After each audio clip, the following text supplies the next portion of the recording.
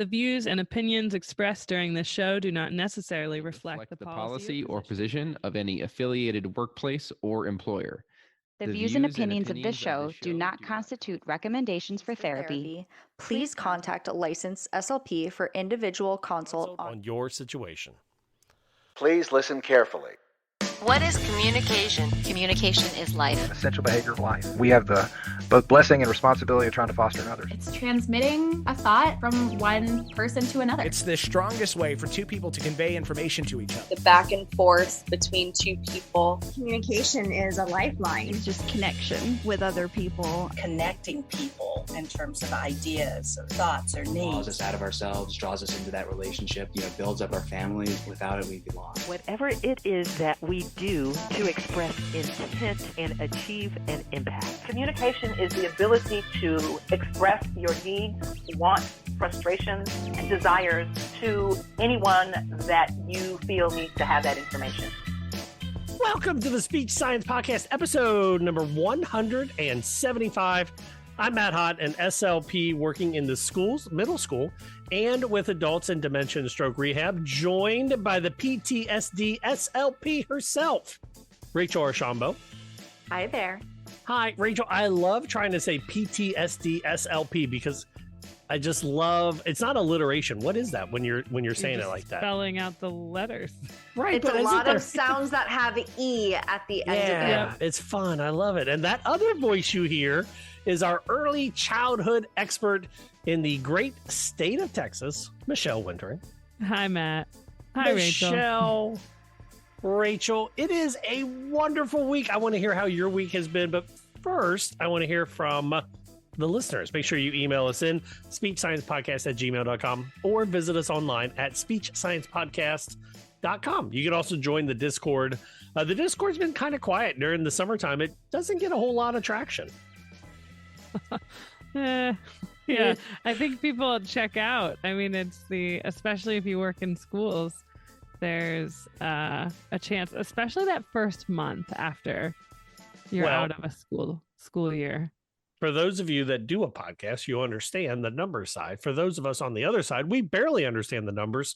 But during the summer, I do notice that our listening time and our downloads decrease by about 20 to 25%. I completely understand that because I was someone who listened to podcasts on my commute, and my commute is nothing right now. So I don't typically listen to podcasts. And I also feel that people put some boundaries that, I work 10 months out of the year. I'm going to do speech stuff during that time. And now you cannot pay me to think about speech. And I think that's fair. So we'll see you when you come back. Have you ever everyone commuting to clinics and hospitals, keep listening. Yeah, keep listening. Tell your friends, tell two other people, like and share. That helps us climb the rankings. Have you guys ever found a podcast like 3 years after it started? Yes. I first heard of Serial a bit late. That's a good one. That was my example. I was a couple years behind on Serial. That was the first podcast I ever listened to, and I loved it. So this week I found Parks and Recollection. And it's Rob Lowe and one of the series writers, and they're just going through Parks and Rec episode by episode and talking about it.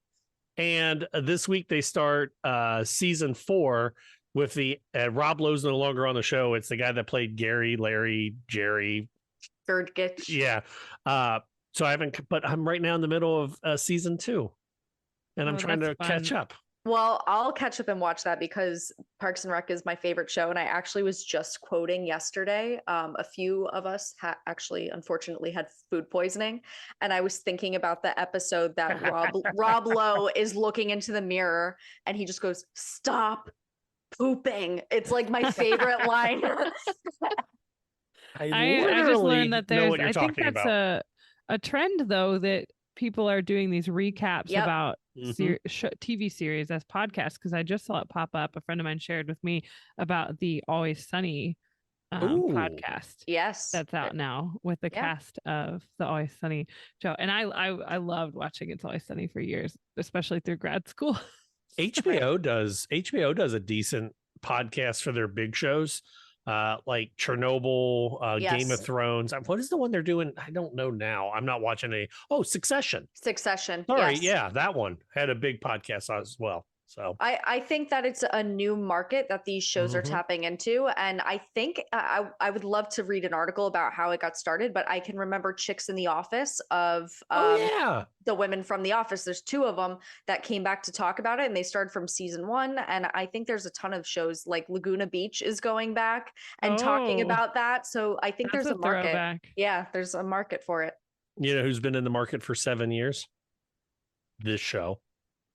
7 now? I mean, I guess that makes sense. So I joined we're on season 7. So yeah. But I joined a couple years into it, and I was pregnant with my son who just turned 5 yesterday. So Happy birthday. There you go. 5.5 years for me, but wow. Yeah. 7 years. And it's only taken me 7 years of this podcast to use it to strong arm myself back into radio. So if you're in the Cincinnati area, you can listen to me on Inhaler Radio, inhaler.com. I've got the Saturday 11 to 3 shifts now. I am back on air. Have another job. It's free, so it's a volunteer. It's not a job. I don't get paid for it. So that is the big news on my side, other than spending the night in the hospital with a sick, dehydrated 2-year-old who is doing well. Rachel, how are you? How was your week? It was terrifying, but she was a rock star, and Children's Hospital Cincinnati are rock stars. But she's now back up terrorizing the household. So it's as like children do. It's like nothing has happened. The rest of us are still mentally and financially recovering. She has already moved on. Rachel, how's your week been? Doing okay. Like I said, recovering from some sort of stomach bug, food poisoning kind of thing. And 4th of July was yesterday from the day that we're recording. And I was taking care of my dog, who is supposed to help me with my PTSD, but he's got PTSD from the fireworks. So yeah, it's just relaxing. I was supposed to have a summer job, but the summer job didn't work. So I'll probably be starting that at the beginning of the school year, but I'm taking advantage of resting.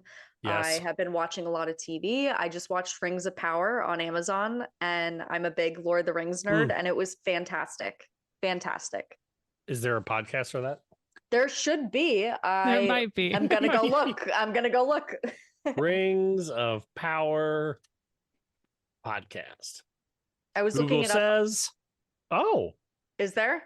Yeah, the Lord of the Rings Rings of Power official podcast. Ooh. Go deeper into the canals of Numenor, the mines of Khazad-dûm, the halls of Lindon. This all sounds made up. Yeah, it actually is. It is. Lord of the Rings. Awesome. Well, I'm glad. Well, I'm not glad you're sick, but I'm glad you are taking time to recover, doing the complete opposite of me and filling every moment with something to do. I'm glad you are doing nothing. Thank you. Thank you. That is doing something. That is doing something. Michelle, how are you? We're doing well in Texas. I guess 2 big things for us this week. My son just turned 5 on the 4th of July, and his big request was a burger because he loves burgers. We always let the birthday person pick the meal, the dinner for that. Oh, that's a good idea. And so we went to In-N-Out and got milkshakes and burgers because we have one here. So a lot of people don't know they're in Texas too. Trying to challenge the Whataburger world. So, and then if anyone in Texas is going to get that, everyone else is probably thinking, It's all good. Our family's big news is we adopted a dog last week. I saw the photos. Yeah. So her name is Ginny, and she is a 3 or 4-year-old retriever Great Pyrenees mix is the guess. So it's funny that her name is Ginny. So that's always been my nickname because my doppelganger is Ginny from Harry Potter. Yes. And I have a side-by-side of us that I actually put it as my Facebook picture when I was in college or grad shared this school. with Halloween, right? Probably, that my dad commented on it, like looking good baby, something like that. And I was like, Dad, that's not me. That's Ginny from Harry Potter. Oh, that's so funny. Yeah. So what made you go get the puppers? We've talked about getting a dog for years at this point, but they posted about her on the local shelter page, and I sent it to my husband, and we went to visit her, and the next day we were bringing her home. So the big thing was she met our kids, and we have 2 young kids, 2-year-old and a now 5-year-old, and she was so chill and calm with all those interactions, and she has kind of just molded right into our home. So the biggest thing is she likes air conditioning and tile floor, and I get it because it's Texas, and we are all we're all Ginny degrees, and we're all Ginny. And she put has the a air lot conditioning of fur. on. Let us lay on the tile floor. I love it. Well, I'm go. glad that Ginny is now part of the family. Yep, thanks. Aw. On today's show, we're going to check in with Asha, as well as looking at a new research study on modified barium swallows, the effects of having research available to you, and also what are the teachers saying behind your back? But before we do that, we've also got the due process and the SSPOD Shoutout. The SSPOD Shoutout is your opportunity at home to send us a message to recognize someone or something doing something awesome.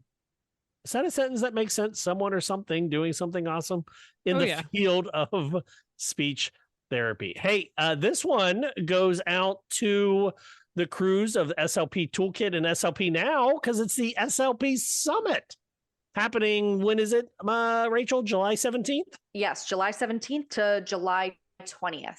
Just around the corner. So 7 free hours of CEUs. I believe there's only a $20, $25 fee if you want them to report it to ASHA.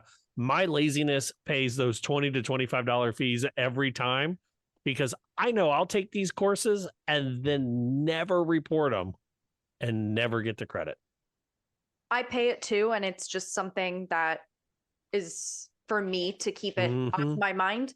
It keeps it off my plate. Yep, I can Exactly. So if you're free to just do it for free and get these 7 hours, and also you don't have to attend it live. That is an option, but you can also watch the recordings. I think for 2 weeks after the last day of the 20th, I think you can watch it up to 2 weeks after. So that's an option great, for you. You can still get the full 7 even if you can't watch it. Yep. Hey, and then you can also get your ASHA, what's it called? When you get 30 credit hours? The ACE award. Yeah, this is like, I think it's 70. No, is it? I think it's 70. It's 70 in a 36-month period. You get an ACE award. All right. Well, this is 1/10 of your way to your ASHA ACE award. It is equivalent to 70 contact hours. There it is. But no, I love that. 4 days, 7 hours, practical PD for SLPs. Listen, I use SLP Toolkit actively during the school year. It is one of the greatest data collection tools I have ever used. And if you've been with the show for the 7 years, I have trialed like 10 different data tracking softwares over the last 12 years as a therapist. And I've stuck with SLP Toolkit, and they don't pay me. I pay them to use it. But their hashtag PD in your pajamas. Listen, it was right there. PD in your PJs. I'm just saying, PD in your PJs. Matt, the marketing wizard. I like the PD in your PJs. I think that I'm the marketing wizard that does a free podcast for people. Yes. On the flip side of the SSPOD Shoutout is the SSPOD Due Process. And of course, for the summit, we'll have the link in the show notes. So the due process is your opportunity to send us a note, and we bring it to public forum and we discuss. Sometimes it's good. Most of the time it's bad. Today, it's just a question. It comes from Jaylene, who sent an email over to speechsciencepodcast@gmail.com. She says, I'm going to start seeing students privately and wanted to identify what a good rate to charge would be. Ooh. That's a tough question. And I would Did say she that say where she's located? She did not. Right. I mean, So, I could email her back and we'll find out in 3 days. But so I would say that it depends on where she's located. I think it also depends on experience, not lowballing yourself, but seeing what others charge in the area and for your setting and making an educated guess in that way. I'm like with that. you with that. I think it's it involves market research, right? and that for me, setting my prices and I've only seeing a couple patients right now privately, but and I know I need to raise my rates as well. But my thought was out the gate, this is what I'm going to start with, and it was based on what I knew some of the reimbursement rates locally were for even insurance and what copays were, so that I could be competitive with some of that. And then also kind of looking at socioeconomic status and what populations are you working with, because you don't want to price yourself out of what people can truly budget for. But my biggest recommendation would be join some of the Facebook groups or other groups where you can ask those questions, because you can connect with other people who are in your state or region. And I know that you may run into people who don't want to share those things because of competition, but for the most part, the people I've reached out to or connected with aren't directly right in my market area. So they can help me kind of gauge what the region is, if that makes sense. Or if you have a different specialty, you can focus on that. Like talk to somebody in a different specialty than you, because then you can become a referral source to each other too. Ooh, great idea. And I was going to say salary transparency is a huge aspect of that, because there's many people in the community who won't share how much they're making, but then get mad when a CF goes online and says they're charging $300 an hour.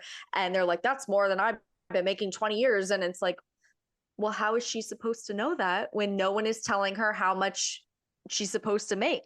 Or on the flip side, when they go, oh, some CF is going to take this $12 an hour job. Right. So the other way around. Yep. Funny story on private practice stuff. I have a patient that I've seen off and on for years. And when I first started seeing the patient, they said, what's your going rate? And I said, oh, it's $50 a session. A session is about 30 to 45 minutes. And they were like, huh, I thought you were going to charge me an hour or $100 an hour. That is too cheap. I'm going to pay you $75 a session. And I was like, I will take the 100 you thought. And they were like, no, too late. That is half between what I wanted to pay and what you offered. So we'll go there. And because of that, for the same reason, we have stayed in contact. But yeah, if you undervalue yourself, you're either going to look like you don't trust yourself or you're not worth the money. If there's that weird study that they did where like the higher price something is, the more value people associate it with it. So if you undervalue your services, like I did at $50, it comes off like, oh, this guy doesn't really know what he's doing. Where if I charged $100 a session, maybe I come off like I know what I'm doing. It's the idea of like buying the budget option versus the what people think as a higher end or whatever else option. Is that kind of what that, I'm assuming what that study kind of ties back to. But for me, the first couple of patients, it's been hard, to come across as just, my patients don't see me in the background going, okay, I have to say this price and say it confidently. And this is what my rate is, so that it's not wishy-washy. It's just what it is. And I've learned that if I just say that, they say, okay, right. And that's it, because that's the cost. And so they budget for it and we get everything set up and we go. And if it's not, then they sometimes go with another option or go through insurance and end up coming back to private. I've seen that happen as well. So I think the biggest thing is do your figuring out, not in front of the potential client. Good call. So make sure that you have a price point to go with, because a year into practice, you can always raise that price point, do an annual increase or something like that. But make sure that you're coming out confidently with what your price point is. Matt wants to go to Disney price increase every March. Oh yeah, is that the what is the Disney? Is that when they do their price increase? No, that's just when I want to go to Disney is every spring break. So that's just when I'll start to raise my prices. The holiday trips, yes. You know what though? I mean, like I have like a couple individual private patients, but like this is why I could never own a private practice. I am not confident enough to tell someone my price because I'm always worried they're going to negotiate. But I feel like if you had a practice and you had how many clients coming in and patients coming in, you would have a printed price list and be like, here's our price list. And it wouldn't even be a... I would love a boutique SLP job. Yeah. Like just on retainer. Mm-hmm. That'd be great. Does you need to go into that? Corporate speech therapy then. Ooh. I had a professor that did that up in... the gentleman I interviewed. Oh, yeah, that's right. You did too. Yeah. He worked with Corporate Speech Pathology, the C-SPAN, the Corporate Speech Pathology Association. Well, you can also go to an affluent area and charge for like social skills, not take insurance at all. It's very common. Fascinating. You know what? I like my retirement too much. No, I like my retirement too much, but I do not love being paycheck to paycheck.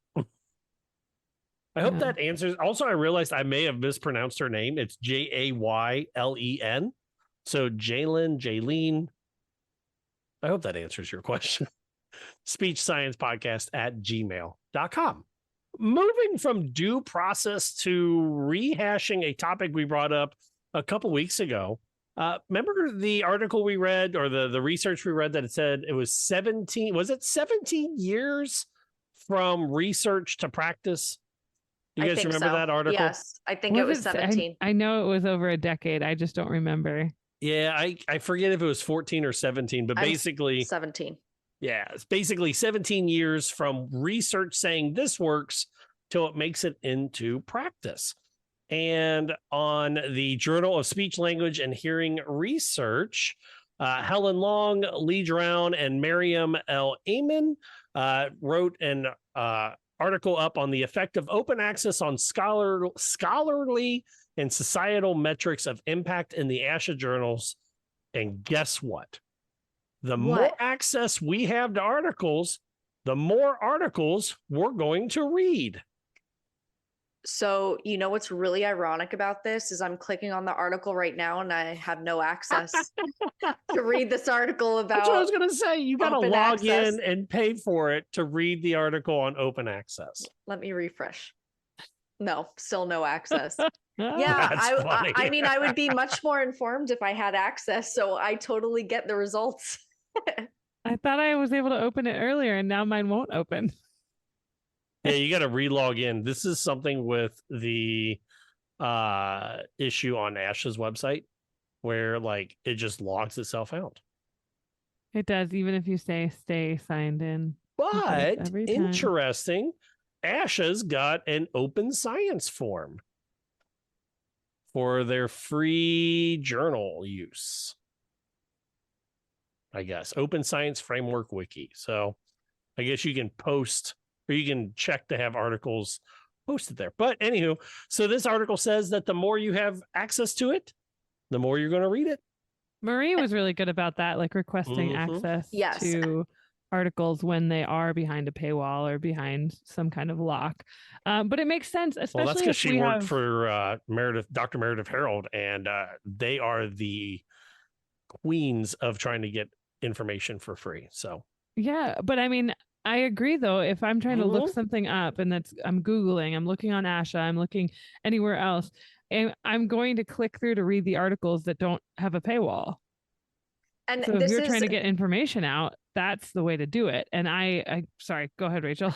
I was just going to say, this is an ongoing argument in academic communities, not just speech. Yeah. And thankfully, there are companies like the ones you just mentioned that are trying to help give out the information to us and read it because we don't have access to it. And with our fields of people being paid pretty low wages, I can't just spend $25 on an article. Just and I know there are are ways around it. Like I've seen hacks on TikTok that say, oh, just message the author. And I'm like, well, if I'm trying to write a research article or just do something fast, like if I'm trying to find an article for this podcast, I'm not going to reach out to the author and say, hey, I need this ASAP, give me access or send it to me. But a lot of authors are very helpful with it, but it's a concern in the academic community in general that it's pretty expensive to find the most up-to-date research, and that's unfortunate.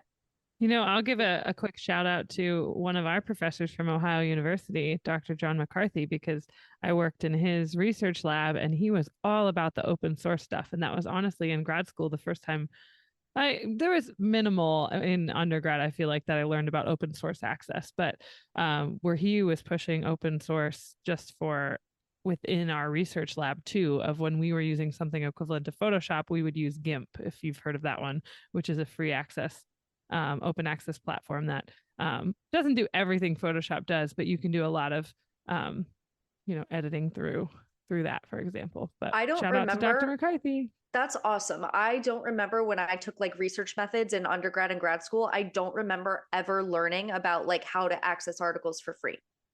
Interesting, and yeah. I truly don't. Maybe we did, but I don't remember that. And I know that would have been a concern for me because I wasn't shelling out the money on these articles. I would try to do Google Scholar and see which ones were free that I could find. And or get an abstract for, so at least you can get some kind of. Exactly. Yes. Well, I mean, this is one of the reasons I love the Informed SLP, because I don't have time to go and find articles to read. I will pay Meredith Harold's team to read them, break them down, and then write up or record a one-page summary. Summary. Yeah. So fantastic. This article says that they found a previous research found that open access articles had 89% more full text downloads and 42% more PDF downloads than subscription-based access to articles. This doesn't surprise me at all. No, not at all.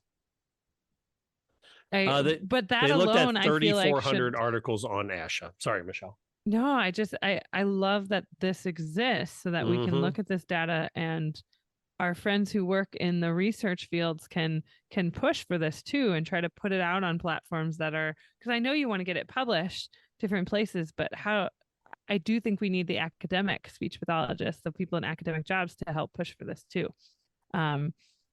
Because that's how we can get this information into clinical practice, hopefully sooner than 17 years later. True. They do say, though, that the study found that fully open licensed CSD research receives more scientific attention as well as the online attention. So they get more citations in future journals. That makes absolutely so much sense. Right. Who is doing those citations? The grad assistant and the TA who is working there 2 hours or 8 hours or 12 hours or maybe 20 hours a week max that they're working in. I mean, they end up working more than that, but what they're paid for. And they're trying to help write and summarize and reviews on. Having research behind a locked paywall makes me think? What? It's not good research.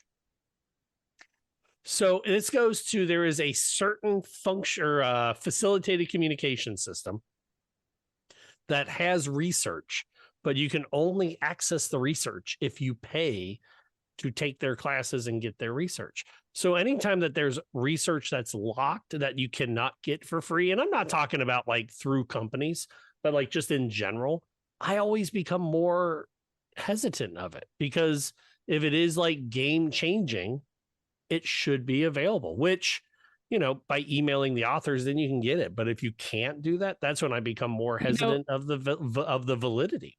Your logic here is making me think of how I feel about MLMs, like multi-level marketing. If your product is so wonderful, then why is it not accessible outside of this one stream?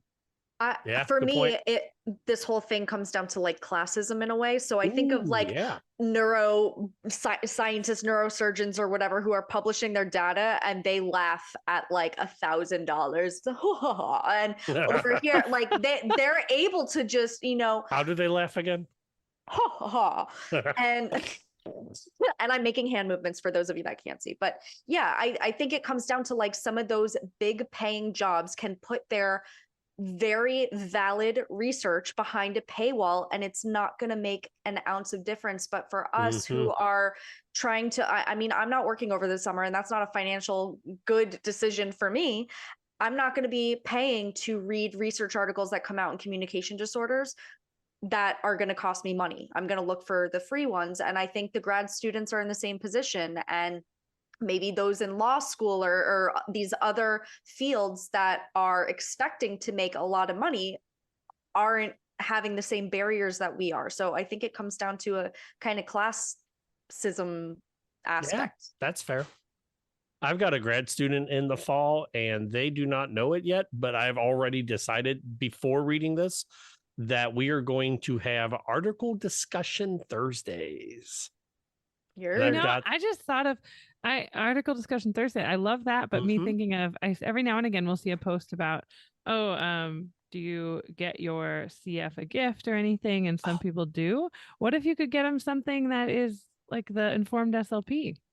That's a great gift. Idea. That's a great gift. That's awesome. Also, I just thought of something. We should implement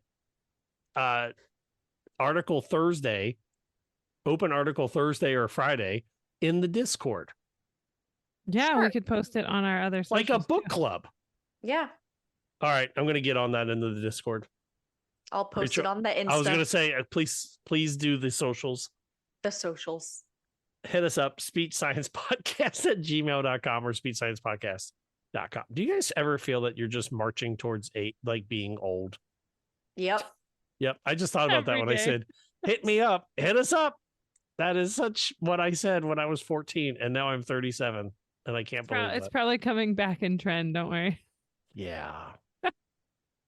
Dial those digits. Ring me up. The other article, I'm going to look at another survey article, Modified Barium Swallow Study and Esophageal Screening, a survey of clinical practice patterns. Where's Marie when we need her? Marie!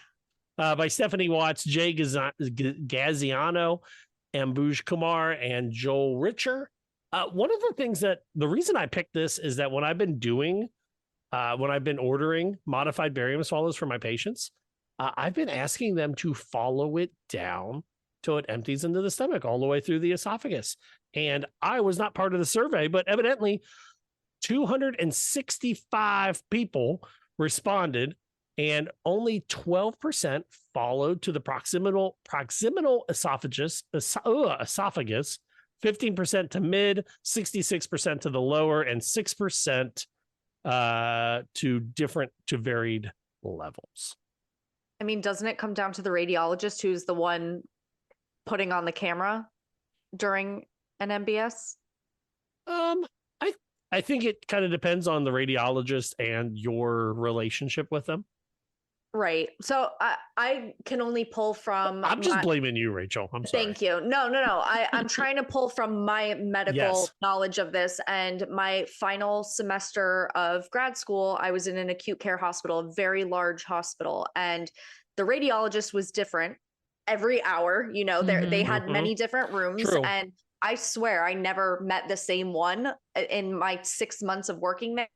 And I remember some of them being so much tougher that it was like, nope, I'm turning the camera off now. So it seems like they interviewed speech pathologists for this, but I think a lot of times it does come down to the radiologist that says, I will only do this and I'm the professional. I know best. And I don't know. Well, I like how you're putting that in your request, Matt, because I think it's going to help everybody if we can have a very clear, but the person who's doing the referral and the request is saying, this is what I need to see.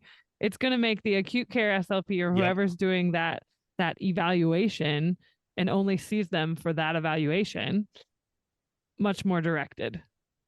Only 3.5% of people in the survey disagreed that esophageal viewing the esophagus should be performed during the modified barium swallow. I have always done it because I like to see how it's done, how it's emptying into the stomach. I've had a couple of patients that have had other issues happening down below in the esophagus that caused backup above the UES that then caused coughing or aspiration or penetration. Like the article talks about how swallowing is a multimodality thing, how it's a full from food entering at the mouth and emptying into the stomach. I can't tell you how many times I'll get a referral for dysphagia. And then when we do the MBS, it's not from the UES up. It is from UES down. And there is stuff that I cannot do. I can give diet recommendations, right, but I cannot make. But you're going to see a gastro for that. Yep, yes. that exactly. is a lower GI issue at that point. Right. So I think when it comes down to ordering something like that, they say, okay, we're looking in this specific area. So then I understand why some speech pathologists or radiologists that say, oh, I want to see a little bit more. But with all the constraints of insurance and everything, I can imagine why certain medical professionals want to stick to a certain area and say, oh no, that's for GI to determine if we need to go and look at this other area. Like, I don't know. I think that the medical field has become very, I need to do this because insurance has me in this area and I can't move beyond that. If you want to know what happens on the lower area, you need to put in another order, another request for something else. Yeah, that does happen with the segmented services when it comes to medical. I think the other piece to this article too was talking about the differences in definitions and inconsistency in what what we call looking at the visualizing the esophagus. Because what does that mean to every SLP who's doing an MBS? Yeah, that's a good point. Does that mean looking at it all the way through to when it empties into the stomach or not? And I think that's what I took away from this is we need to hopefully look further into what does esophageal visualization. Thank you. Visualization. Mean? So I'm going to give a shout out to Midwest Dysphagia Consultants. They're the folks that I use for most of my modified barium swallows, mainly because in home health, they'll drive to them and they have this awesome van where they'll do the MBS in the van outside the patient's house. But on their form, it literally says, because like what I do is I fill out the form and then I send it to them and then they contact the doctor, they get insurance approval, they do all the hard work for me. But it literally says, check here for all of the below conditions or write in what you would like to see. And the check below is esophageal scan approximation. Or scan, approximately 30% of patients have asymptomatic esophageal dysphagia. And then, of course, they talk about everything else they do. So, yeah. Well, and then also the definition part, I'm just thinking back to more of the article, how there's variation. And this is going to happen everywhere in our field. I get it. But variation in what was used nomenclature-wise, volumes administered, contrast type used. All of those things had variations from the 265 people who responded. It's almost like we need a standard of care for MBSs. Yeah, I do. Right? And I mean, this ties into with the consistencies of food that finally there's been something laid out to have some sort of standardization with that. But that's been in the last, 5 years? Yeah, the ISS thing. Well, I mean, because like Rachel, you could send me a student and fill out the self or the castle, and I know exactly what you did. Michelle, you could send me a student with the expressive or the receptive one-word picture vocab or the Peabody, or not the Peabody. What is the preschool one? PLS. Yeah, thank you. The PLS. And I know exactly what you did with the kids. But if you tell me that you did a bedside swallow study or you looked at the MBS and there was no aspiration, I have no idea what you did. Patient really? So what? I was going to say, if it says patient consumed thin liquids from a cup, how much, how many consecutive swallows there is? I mean, it's all up to how much you write. And that sigh is just me giving up, I guess. No, I remember working in the hospital system that they had the radiologist had a form for each procedure that was being done. So you would go and you would take out the MBS one, and then you just like check off the boxes of like thin, honey, nectar, and then you would put the amount next to it and all. It was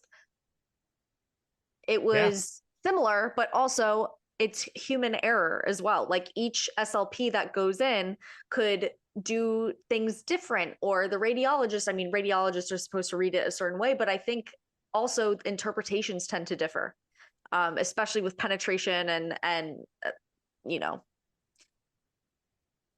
it's confusing. That's why I don't work in the hospital. Head to our website, speechsciencepodcast.com, speechsciencepodcast@gmail.com. Do you do any esophageal visualization? Hey, I said it during your MBS. Our last article is dealing with what are teachers talking about when we are not in the room? Are they talking about us behind our back? A survey of SLPs and teacher perceptions of collaborative service delivery. No surprise here.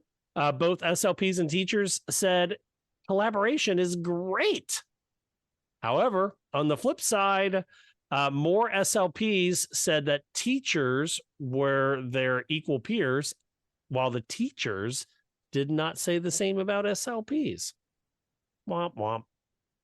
It's very interesting. And I made a joke a few years ago on Instagram about like teacher planning week, right? That the entire school year, SLPs are like, I'm not a teacher. And then teacher appreciation week, it's like free coffee, for pizza party for teachers. They're like, I'm a teacher. And I think the comparison to teachers is the reason why in many school districts we are put on teacher salary.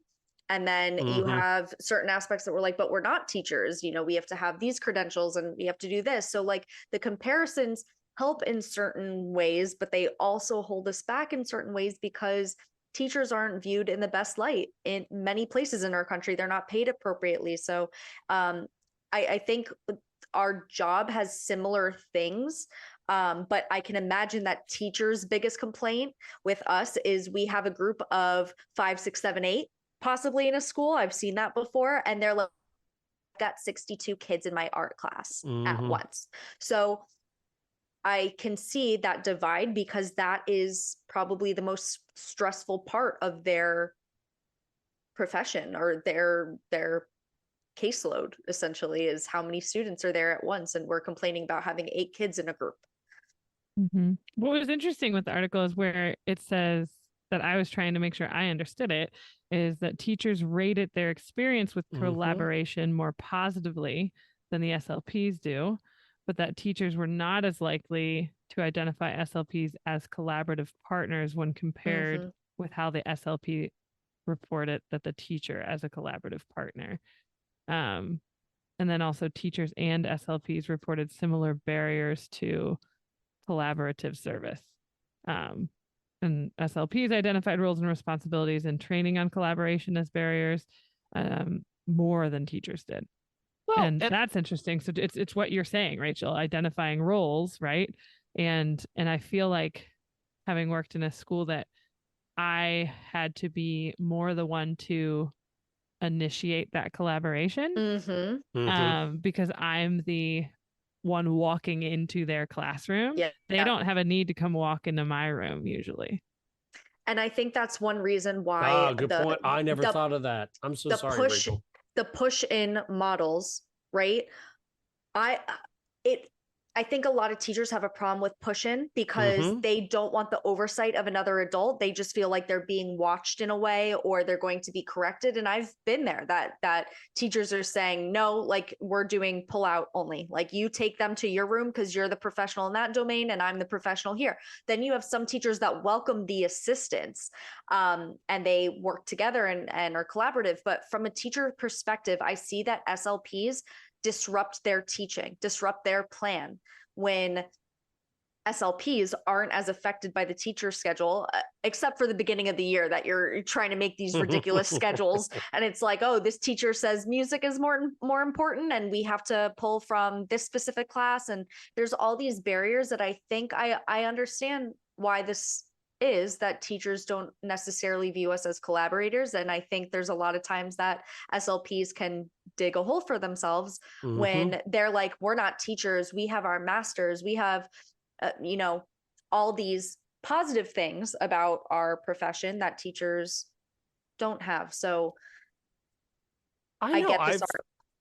I've worked with a couple of teachers that I've had some wonderful, great push-in sessions with, and then some that are just terrible off the rails.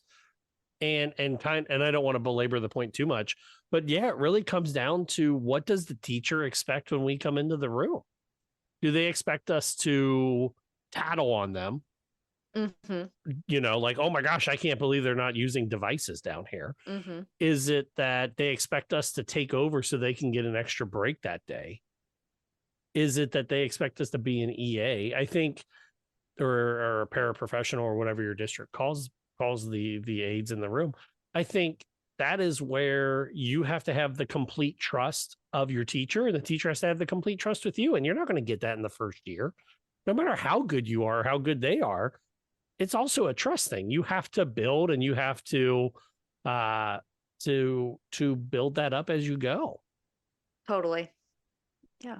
I think it comes from building relationships. And I know I say this every episode. It comes down to building relationships and individuals. And there are some teachers that are just not going to want you in the room with them. And that makes sense. And hopefully if you build a relationship and show that you're someone who could be trusted, and that also comes down to the schools itself having like a culture of fear in a lot of ways.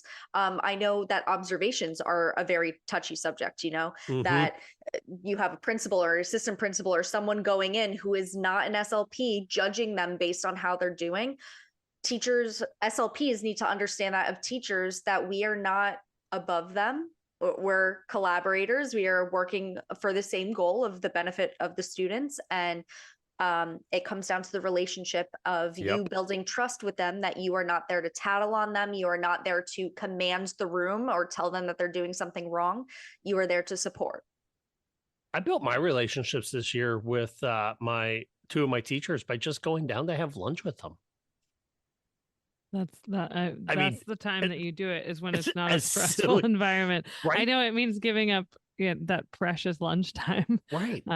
But you're right. That's when you build connection with people. Yep. And then it turned into happy hours after work, which then I could turn into, hey, I need to do this with your group on Friday. And then it turned into, hey, let me come with you to the zoo. Like, that's how you build it.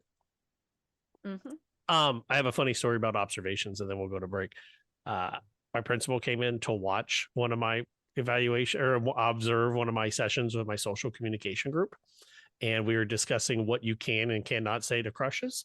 And one of my students volunteered that you should not walk up behind your crush and ask them if they want to see your. Oh boy. And my principal looked at me and went, well, that's all I needed to hear today. You've got this, Mr. Hot. And he stood up. And he walked down. He was like, I'm out. He's like, you can handle that one. SpeechSciencePodcast.com, SpeechSciencePodcast@gmail.com. On the flip side of the break, we've got What's Up, Asha? And then we are landing this puppy. You're listening to Speech Science.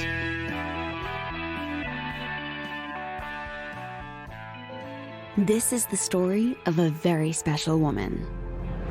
In a matter of seconds, she turned herself into a great mathematician or an entrepreneur. Her knowledge was limitless and still is. She could also make monsters disappear, especially those that lurked in the shadows under the bed. Once, this woman put back together a teenage girl's broken heart, which had been shattered in 1,000 pieces, just by giving her a bear hug.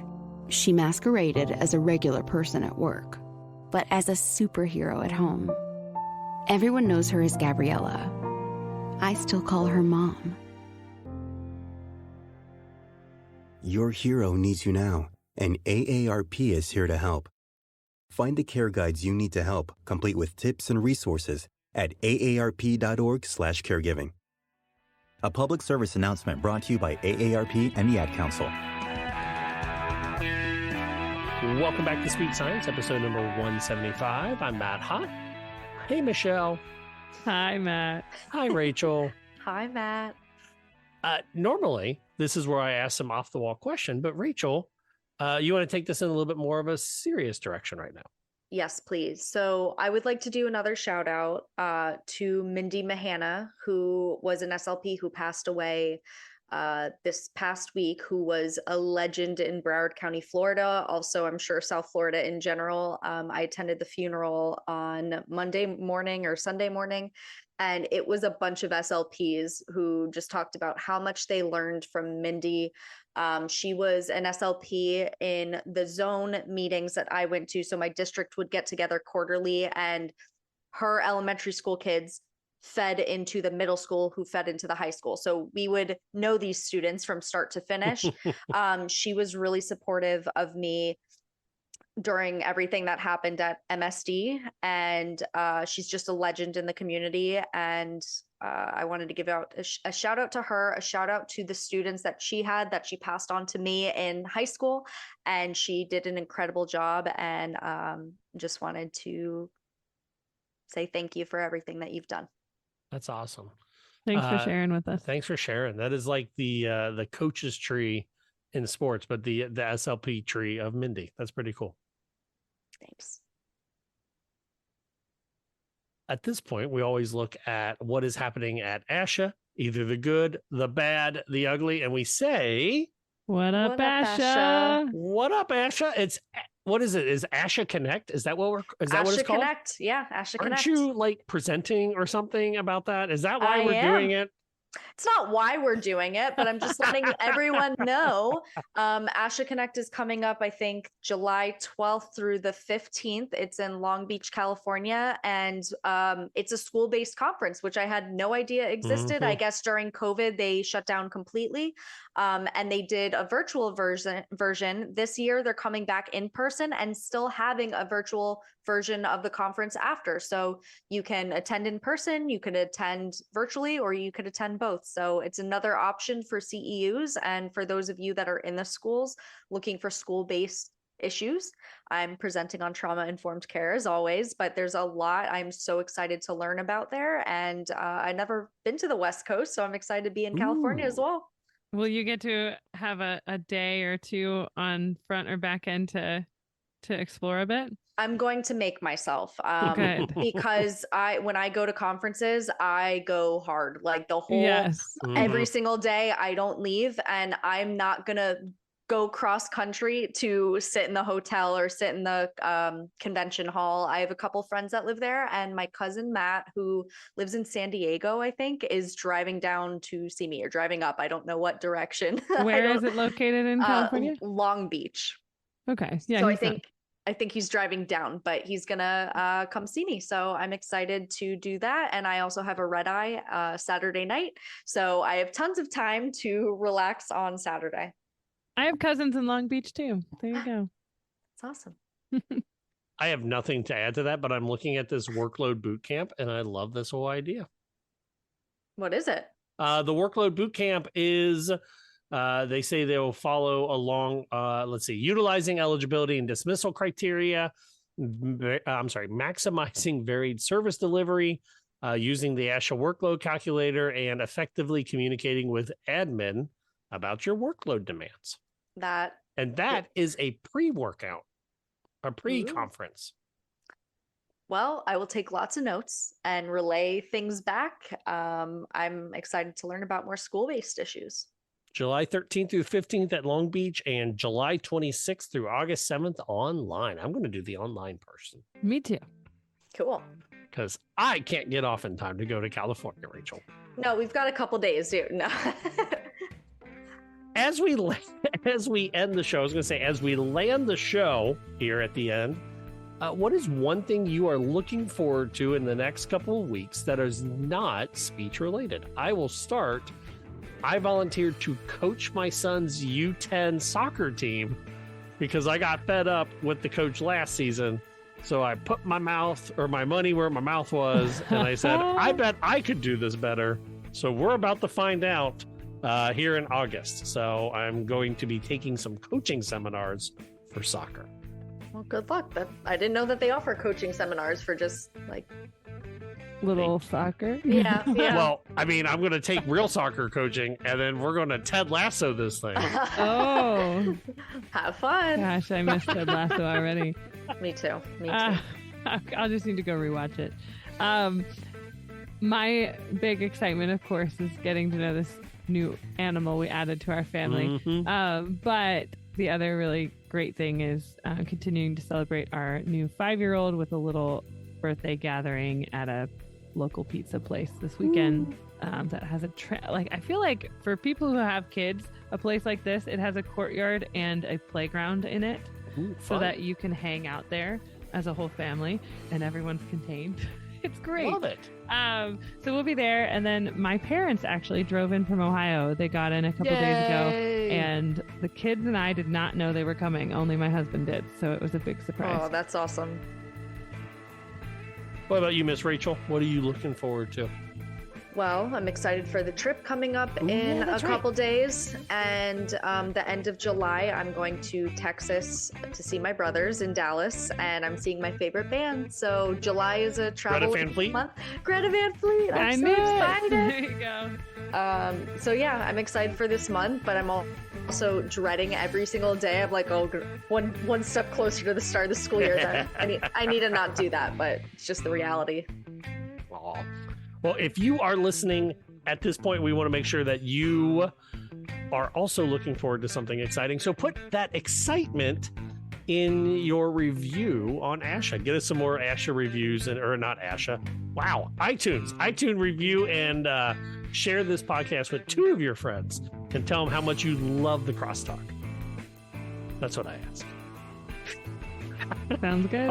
Our intro music is Please Listen Carefully by Jazard's, licensed under an attribution and share alike license. Our bump music was The County Fair Rock, copyrighted John Deku. Find all of his music at soundcloud.com/dirtdogmusic.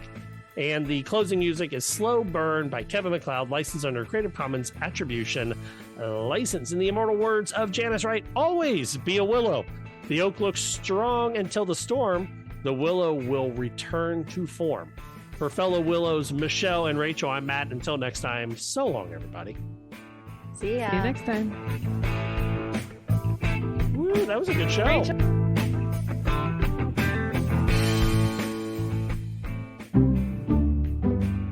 Speech Science is edited and produced by MWH Production. Please follow Speech Science on Twitter at SpeechSciencePC and like our page on Facebook. And rate and subscribe to our podcast anywhere you get your podcasts.